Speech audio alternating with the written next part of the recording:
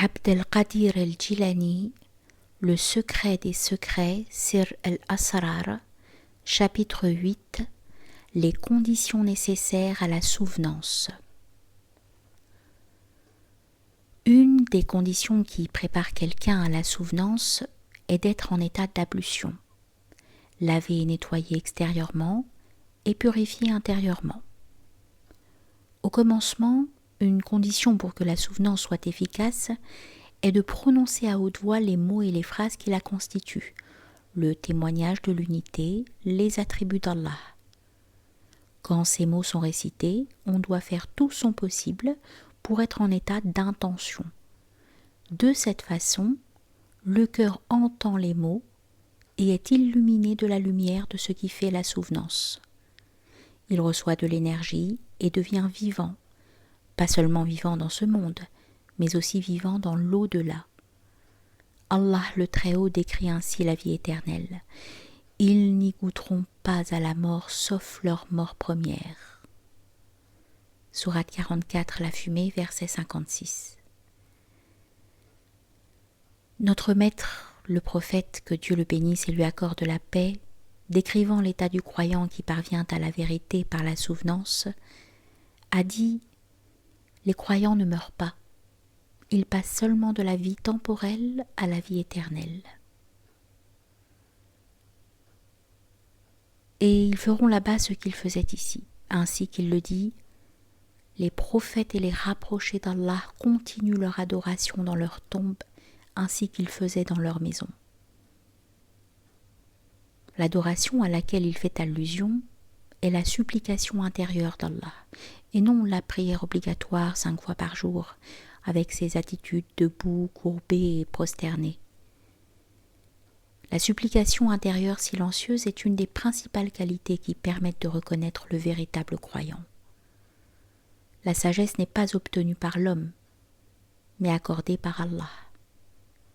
Après avoir été élevé à cet état, le sage devient intime avec les secrets d'Allah.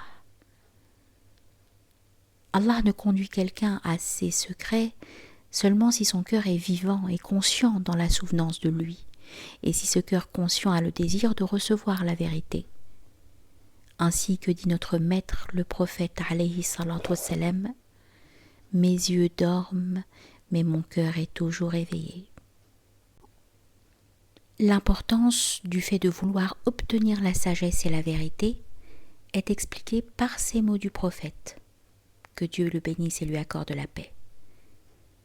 Si quelqu'un souhaite apprendre et se conforme à ce souhait et étudie, mais meurt avant d'atteindre son but, Allah lui affecte 2 anges comme précepteurs qui lui enseigneront la sagesse divine jusqu'au jour du jugement. Cette personne est soulevée de sa tombe comme un sage qui a obtenu la vérité.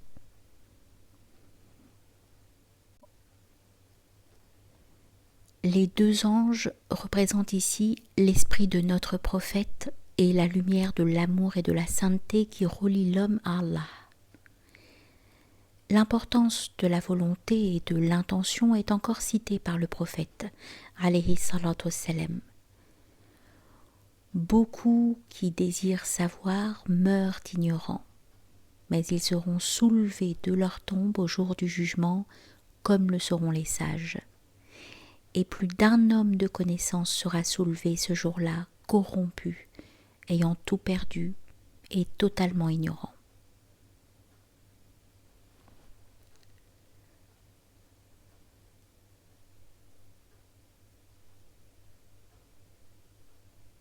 Ces hommes qui sont fiers de ce qu'ils savent, qui cherchent la connaissance de façon à obtenir les biens de ce monde et à pécher, sont prévenus ainsi. Vous avez dissipé vos biens excellents et vous en avez joui pleinement durant votre vie sur terre. On vous rétribue donc aujourd'hui du châtiment avilissant pour l'orgueil dont vous vous enfliez injustement sur terre et pour votre perversité. Sourate 46, Al-Ahqaf, verset 20. Le prophète, alayhi salatu wassalam, a dit « Les actions sont conditionnés par l'intention et leur sont liés. Le souhait et l'intention de celui qui a la foi sont meilleurs et ont plus de valeur aux yeux d'Allah que ses actions.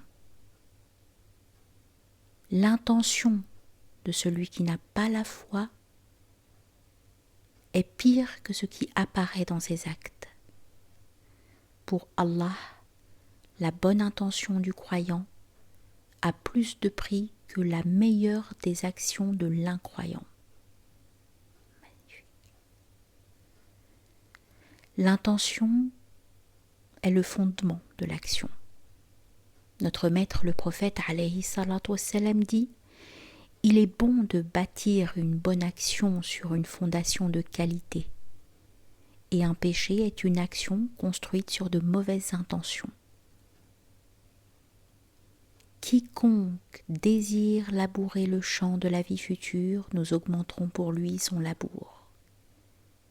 Quiconque désire labourer le champ de la présente vie, nous lui en accorderons de ses jouissances, mais il n'aura pas de part dans l'au-delà. Sourate 40 de la Consultation, verset 20.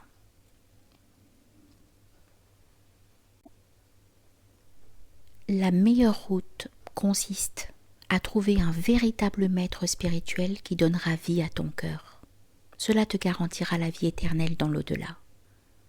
C'est urgent, il faut le faire immédiatement, dans cette vie, avant que le moment soit passé.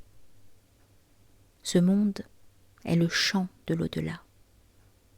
Celui qui ne sème pas ici ne moissonnera pas là-bas. Alors semez votre champ sur cette terre, à la fois avec les semences subjectives d'une bonne vie ici et les semences objectives qui produiront une bonne récolte dans l'au-delà.